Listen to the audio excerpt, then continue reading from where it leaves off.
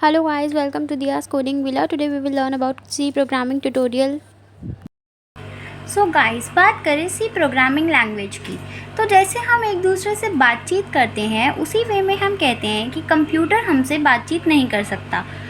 तो कंप्यूटर को कैसे समझ आता है? अब हम नॉर्मल लेमैन लैंग्वेज में बोले तो हम अपनी गूगल को आजकल माइक ऑन करो और वो सब समझ जाता है, लेकिन एक्चुअली में बैक एंड पे क्या हो रहा है उसको समझने के लिए हमको प्रोग्रामिंग लैंग्वेज की ज़रूरत पड़ती है।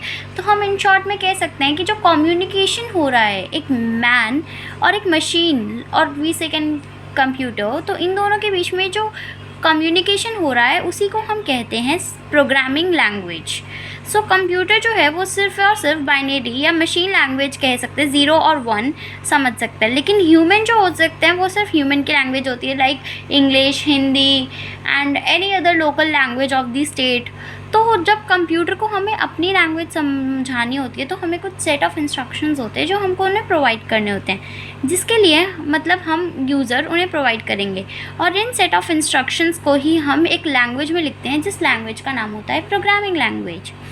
तो जो अगर हम सी लैंग्वेज की बात करें तो C language it was developed by Dennis Ritchie at AT&T Bell laboratories in USA 1972 में ये डेवलप हुई थी। Before many programming languages were developed, but C became popular instantly and developers switched to C in no time. जो developers थे ना वो सारे के सारे जब से C आई C के पास हो गए थे, जब C को ही यूज़ करने लग गए हर चीज़ में, लेकिन C से पहले बहुत सारी लैंग्वेजेस होती थी। जो आइए पढ़ते हैं हिस्ट्री ऑफ C के बारे में।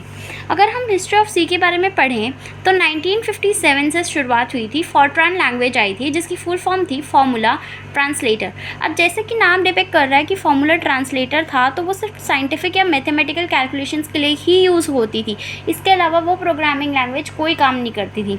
अगर बात की जाए 1960 में COBOL की, वो लैंग्वेज थी कॉमन बिजनेस ओरिएंटेड लैंग्वेज।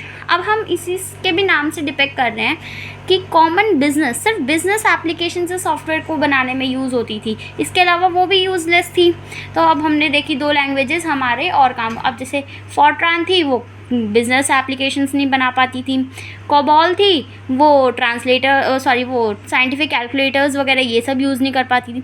तो एक आई 1967 में BCPL, that is basic combined programming language. इसमें ये जनरल पर्पस थी, इसके अंदर सब हो जाता था, लेकिन फिर भी कुछ इश्यूज़ आए थे। फिर 1970 में आई BPL, बेसिक प्रोग्रामिंग लैंग्वेज। इसमें भी इश्यूज़ कंटिन्यू रहे, सेम थी जनरल पर्पस पर इशू फिर भी रहे। फिर 1972 में आई C प्रोग्रामिंग लैंग्वेज, जो जनरल पर्पस लैंग्वेज थी, कोई इश्यूज़ के साथ नहीं थे उसके साथ। तब हमारा ओरिजिन हुआ था C लैंग्वेज का इन 1972, और जैसा कि मैंने आपको बताया कि वो AT&T बेल लेबोरेटरीज में ही हुआ था। 1989 में NSYC, American national standard institute था, उसने जनरल पर्पस लैंग्वेज को, जो कि हमारी C लैंग्वेज थी, उसको बहुत सारे फंक्शंस प्रोवाइड कर दिए, प्रोटोटाइप्स कर दिए, मतलब जितने भी बिल्ट इन फंक्शंस हमारे आगे हम आने वाली वीडियोस में पढ़ेंगे, बहुत सारे फंक्शंस थे, वो सब कुछ इसने कंबाइन कर दिए थे, इसको प्रोवाइड कर दिए थे। जैसे कि मतलब अगर हम फंक्शंस की बात की जाए तो बहुत सारे फंक्शंस थे C लैंग्वेज के अंदर जो इनबिल्ट हैं, जो प्री डिफाइंड बाय हैं।